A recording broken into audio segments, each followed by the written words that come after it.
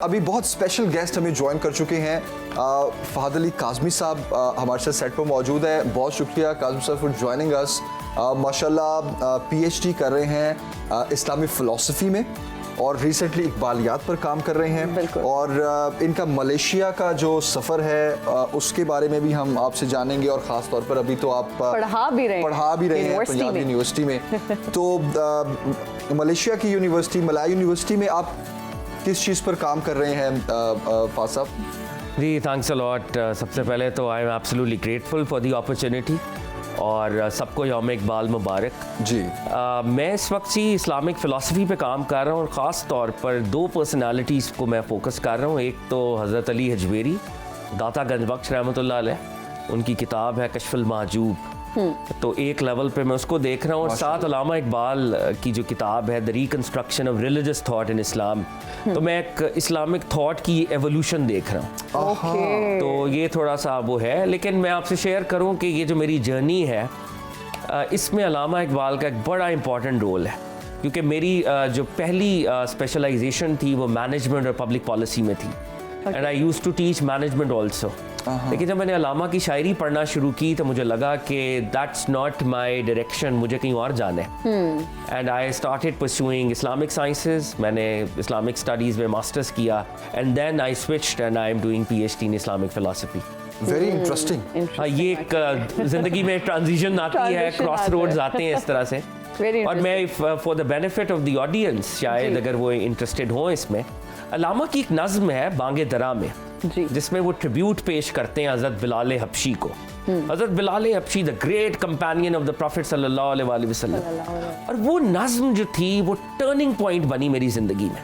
अच्छा। और अल्लामा के जो अशार हैं उन्होंने मेरे दिल पे असर किया and that was the paradigm shift मेरी ज़िंदगी में। और मुझे लगा कि मुझे इस्लाम और इस्लामी तसव्वुफ और इस्लामिक साइंसेस की तरफ जाना चाहिए। Very nice, माशाल्लाह। तो अल्लामा इकबाल उस नज़्म के कुछ शेर बरकत के लिए मैं पढ़ना चाहूँगा, क्योंकि अल्लामा साहब जो अपना थॉट का फ्यूल है वो प्रॉफिट सल्लल्लाहु अलैहि वसल्लम की मोहब्बत से, रहमतुल लिल आलमीन की मोहब्बत से वो ड्रॉ करते हैं। तो अल्लामा साहब फरमाते हैं, चमक उठा जो सितारा तेरे मुकद्दर का, हबश से तुझको उठाकर हिजाज में लाया, हुई इसी से तेरे गम कदे की आबादी, तेरी गुलामी के सदके हजार आज़ादी, और वो आस्ताना छुटा तुझसे एक दम के लिए। हज़रत Bilal was always with profit सल्लल्लाहु अलैहि वसल्लम। वो आस्ताना छुटा तुझसे एक दम के लिए, किसी के शौक में तूने मजे से तम के लिए। और मोहब्बत का जो प्रिंसिपल है उसको बताया, जफा जो इश्क में होती है वो जफा ही नहीं,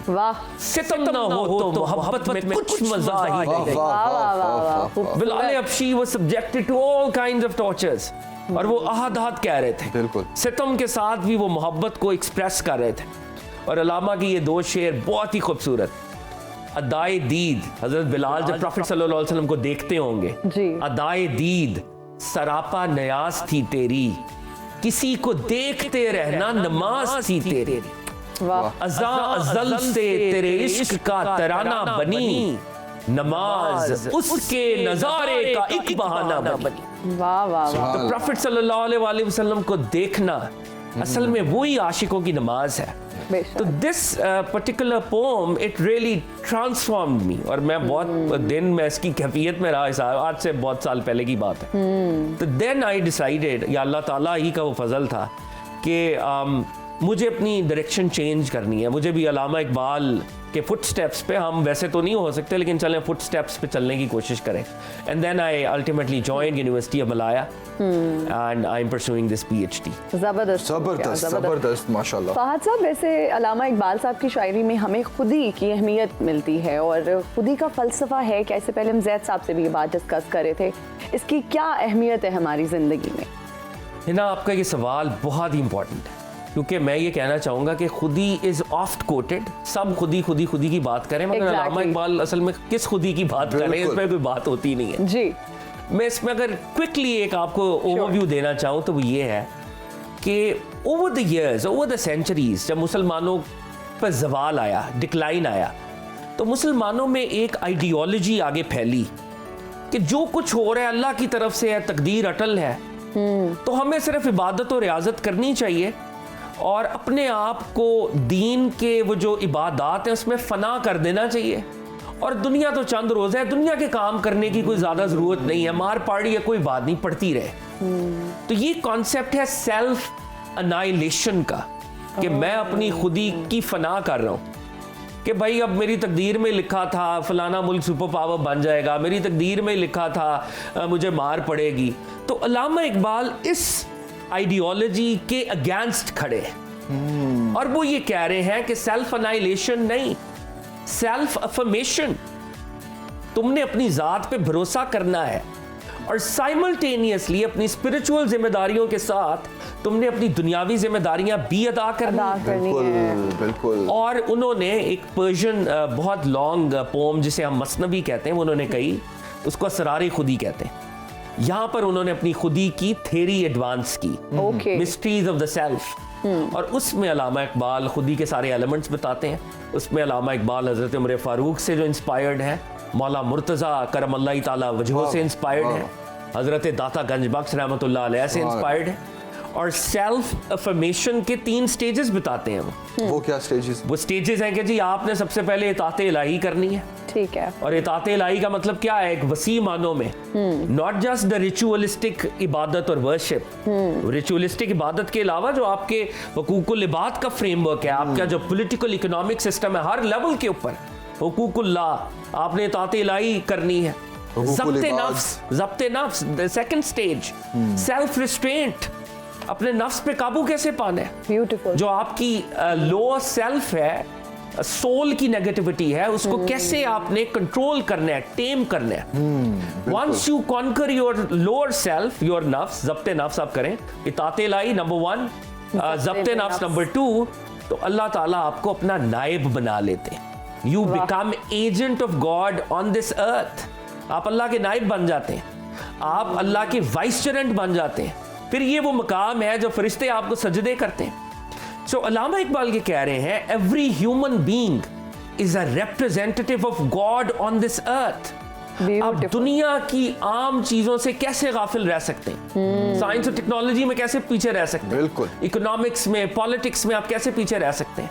तो simultaneously your spiritual and your worldly responsibilities need to be upheld. And this is your खुदी। बिल्कुल। Self affirmation.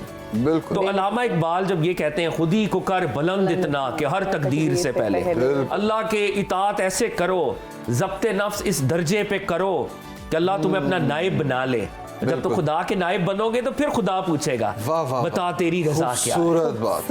That is what खुदी is all about। और आपकी इन बातों से चूंकि मेरे ज़हन में ये आ रहा है कि इकबाल, अल्लामा इकबाल की जो ज़िंदगी है, उन्होंने अपनी ज़िंदगी में बेसिकली मुसलमानों का ज़वाल देखा। उससे पहले मुसलमान हुक्मरान रहे और एक लंबे अरसे तक रहे, 600 साल तक हुक्मरानी की और दुनिया के 4 बर्र-ए-आज़मों पे की। और उस वक्त मुसलमानों की जो हुक्मरानी थी बड़ी पीसफुल थी।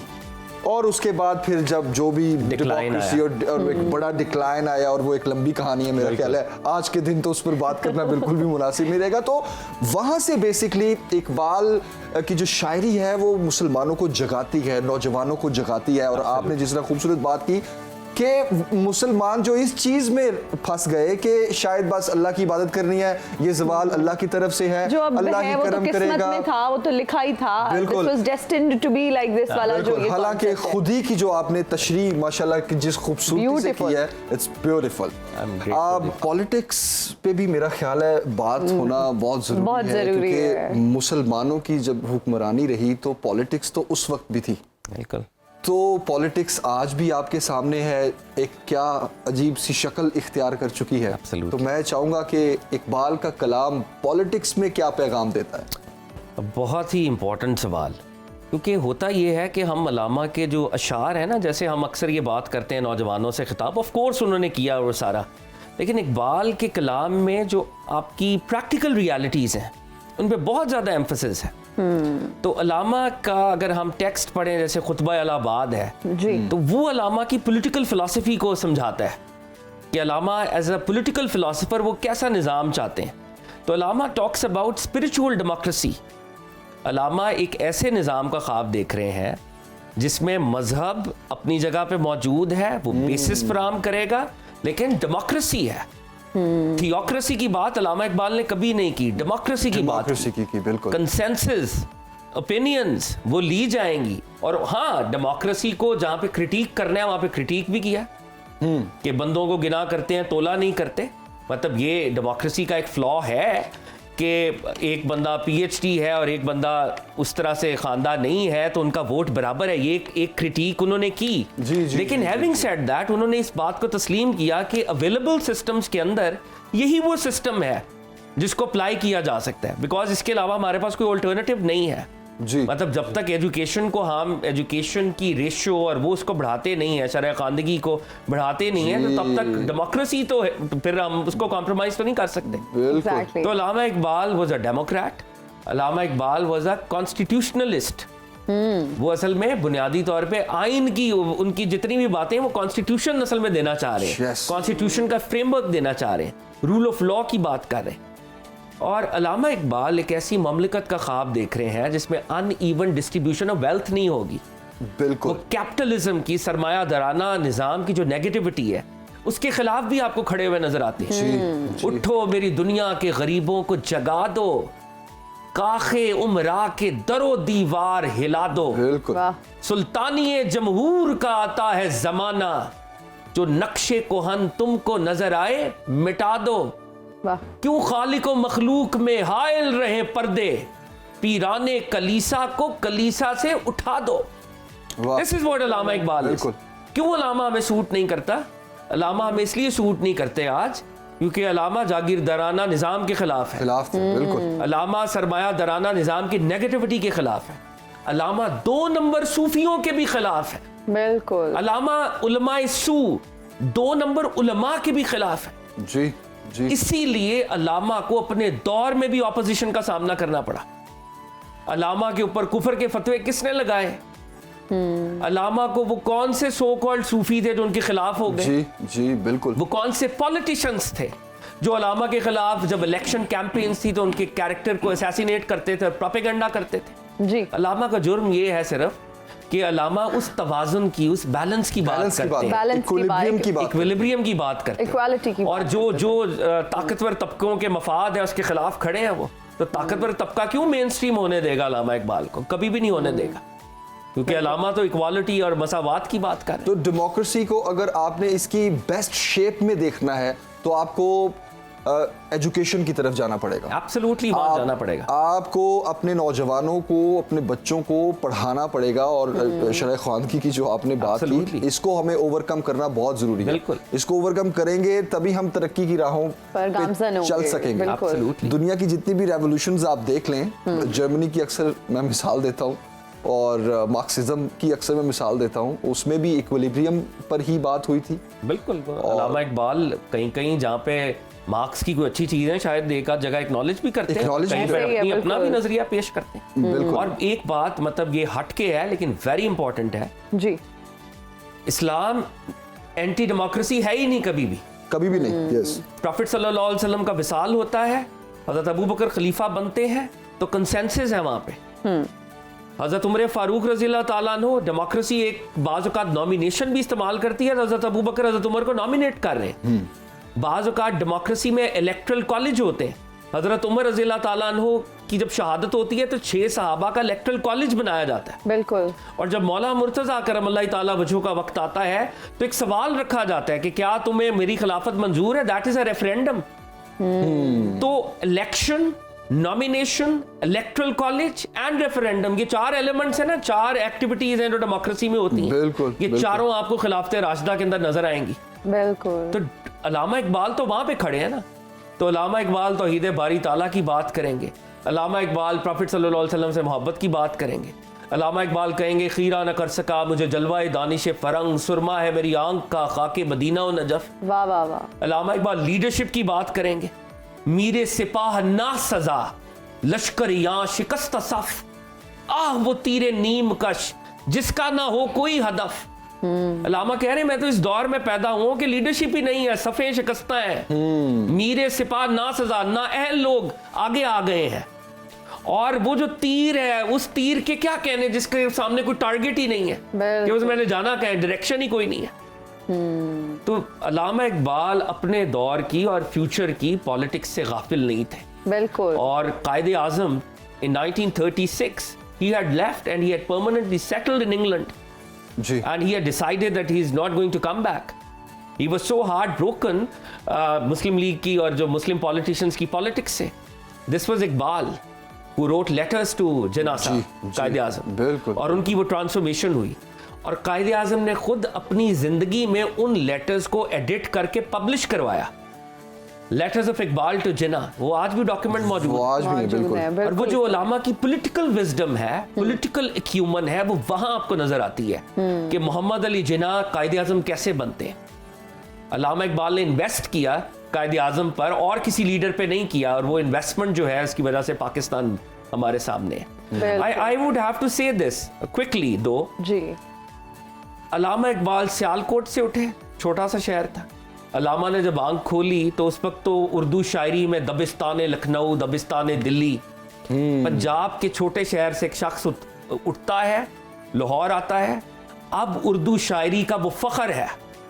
उर्दू शायरी में अगर कोई 3 बड़े शोरा हो, गालिब, मीर तकी मीर, अल्लामा इकबाल, वो यहाँ से फारसी के मैदान में जाते हैं। और फारसी के मैदान में कुछ छोटे लोग मौजूद नहीं है, मौलाना जलालुद्दीन रूमी, हाफिज शराजी, बड़े बड़े लोग हैं वहां पे। बिल्कुल। आप फारसी के शोरा की फहरिस्त मुरतब करें, top 10 Persian poets, Allama Iqbal is one of them. Yes. आप फिलॉसफी में आए, ये तो पोइट्री है ना, फिलॉसफी में आए। उन्होंने the reconstruction of religious thought in Islam लिखी, और हमारे असातिज़ा ये कहते हैं कि वो बातें जो अफलातून, प्लेटो, अरस्तु, एरिस्टोटल चैप्टर्स में करते हैं, अल्लामा इकबाल उनकी रेफ्यूटेशंस सेंटेंसेस में देके आगे निकल जाते हैं। He is such a towering philosopher. And then he is a political thinker. Then he is a lawyer. And then on the top of it, he is a lover of Prophet sallallahu alaihi wasallam. Yes. These are the aspects and dimensions.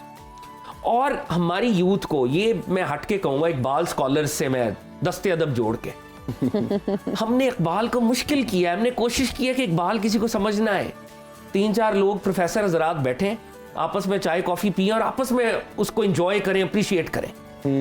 हमने अल्लामा इकबाल के पैगाम को आज की language में, आज की सतह पर मेन स्ट्रीम करना है। बिल्कुल बिल्कुल। हर दर्जे की लैंग्वेज है ना। वो बच्चा जो लम्स में पढ़ रहा है, लाहौर स्कूल ऑफ इकोनॉमिक्स में या किंग एडवर्ड में या आगा खान में, उसका क्या कसूर है कि उसको अलामा से महरूम किया जाए? बिल्कुल बिल्कुल। अगर वेस्ट में हर कोई शेक्सपियरियन अंग्रेजी तो नहीं बोलता वहां पे, लेकिन आप शेक्सपियर को ब्रिज करते हैं ओ लेवल्स में, ए लेवल्स में, यूनिवर्सिटी, ये किंग लियर है, ये मैकबेथ है, ये मर्चेंट ऑफ वेनिस है। अब ब्रिज लैंग्वेज में, ताकि उस तक मैसेज पहुंचे, जी, पैगाम पहुंचे जी। तो अलामा की जो लैंग्वेज है वो तो वक्त मुकर्ररा पर किसी को तौफीक होगी तो उस दर्जे की फारसी सीखेगा, उस दर्जे की उर्दू सीखेगा। लेकिन क्या हमारा काम नहीं है कि पैगाम को उसकी तस्हील करें, उसको सहूलत के साथ बयान करें? बिल्कुल। मैं जितने मर्जी शायरी आपके सामने रख दूं और आप वाह वाह करते रहें, लेकिन at the end of the day आप कहें टेक होम क्या है, मुझे मिला क्या? जी जी समझ क्या आई है इसमें? काज़मी साहब, आपने इतनी बड़ी मुश्किल हमारी आसान कर दी है। आज के इस शो को जब आप डिजाइन कर रहे थे ना, तो हमेशा से देखा गया कि हमारे मीडिया में भी डिफरेंट चैनल्स पर जब भी इकबाल डे के हवाले से कोई भी शो होता है तो वो कलाम की हद तक होता है, ठीक है। और आपकी वाली बात कि आपका टेक होम क्या है, मैसेज क्या आप लेके जा रहे हैं, तो वाकई ये एक बड़ी आप मुश्किल भी कह लें और कंफ्यूजन भी कि इकबाल के शेर को सुन के वाह करना ही काफी नहीं है, उसको समझना और उसको प्रैक्टिकल लाइफ में बिल्कुल इम्प्लीमेंट करना बहुत जरूरी है। और जिस तरह से आपने एक्सप्लेन किया, मुझे लगता है देखने वालों को अच्छे से समझ आई हो कि हमें अच्छे से हम आज बेसिकली हम ये प्लान था हमारा प्लान था कि लोग इसको बोरिंग ना समझें, बिल्कुल, और लोग इससे भागे ना। जिस तरह हमने सीखा, आई एम श्योर हमारे देखने वालों ने भी सीखा होगा, नाज़रीन ने भी बहुत कुछ सीखा होगा, और आपने आसान अल्फाज में समझाया कि एक आम आदमी भी उसको समझ सके। बिल्कुल। यूनिवर्सिटीज में कितना काम हो रहा है, आप टीचिंग से भी वाबस्ता हैं, और आपके ख्याल में कहाँ हम मिस कर रहे हैं, लैक कर रहे हैं और मजीद काम होना चाहिए यूनिवर्सिटीज़ में? अब क्योंकि मैं यूनिवर्सिटी से वाबस्ता हूँ और पाकिस्तान की सबसे बड़ी यूनिवर्सिटीज़ में से वो एक है, लेकिन अनफॉर्चुनेटली यूनिवर्सिटीज़ में उस दर्जे का काम बिल्कुल नहीं हो रहा जिस दर्जे का होना चाहिए। और अगर हम ईरान में जाएं, ईरान अल्लामा इकबाल को ओन करता है, उनको इकबाल लाहौरी कहता है, लेकिन अल्लामा इकबाल की जितनी फिलॉसफी है, जितनी आइडियोलॉजी है, उसको वो उन्होंने इम्प्लीमेंट किया, एग्जीक्यूट किया है वहाँ पे। बिल्कुल। और उन्होंने उनके जो बड़े बड़े ज़ुअमा हैं वो उन्होंने पब्लिकली कन्फेशन की है कि रेवोल्यूशन ऑफ ईरान के पीछे अल्लामा इकबाल की सोच और वो थॉट्स कार फरमाए। और आपको हैरानी होगी, ईरान में बहुत बड़े बुजुर्ग इमाम अली रज़ा अलैहिस्सलातु वस्सलाम उनका रोज़ा है, उस रोज़े की जब रेनोवेशन हो रही थी, एक्सटेंशन हो रही थी ईरान में मशहद मुक़द्दस के अंदर, तो they had to come up with some calligraphy कि हम किस शायर का कलाम यहाँ पे लिखें। वहाँ पे ईरान में पूरा बोर्ड बैठा और उन्होंने अल्लामा इकबाल के अशार को मुंतखब किया। वो अशार कंदा हैं वहाँ पे जो हज़रत बीबी सैयदा फातिमा के बारे में सलामुल्लाहि ताला अलैहा अल्लामा इकबाल के, जिसमें अल्लामा इकबाल ये कहते हैं कि ऐ बीबी सैयदा सलामुल्लाहि ताला अलैहा, आपके वालिद की शरीयत की जंजीर अगर मेरे पैर में ना होती तो मैं आपकी कब्र का तवाफ करता और उस पर सजदे करता। आप इस दर्जे की हस्ती हैं, लेकिन क्योंकि शरीयत में इजाजत नहीं है तो मैं अपनी रिस्पेक्ट वैसे दे रहा हूँ। ये उनकी पूरी पोम है। नूर चश्मे रहमतुल लिल आलमीन इमाम अव्वलीन व आखिरीन बानुए ताजदारे हल अता मुर्तजा मुश्किल कुशा शेर खुदा। तो ईरान में उसको उन्होंने इम्प्लीमेंट किया है।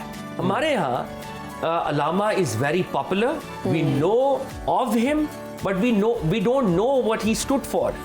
एब्सोल्युटली। आप किसी शख्स से चलते हुए जाएं कि यार ये बांगे दरा का नाम सुना है, वो कहेगा सुना है। बांगे दरा का मतलब क्या है? मतलब कहेगा पता नहीं। बाले जिब्रील ये क्या है? भी बांगे दरा बुनियादी तौर पे घंटी की आवाज को कहते हैं, और वो घंटी जो किसी काफले के सबसे अगले जानवर के गले में डाली जाती थी ताकि पूरे काफले की समत मुतय्यन रहे।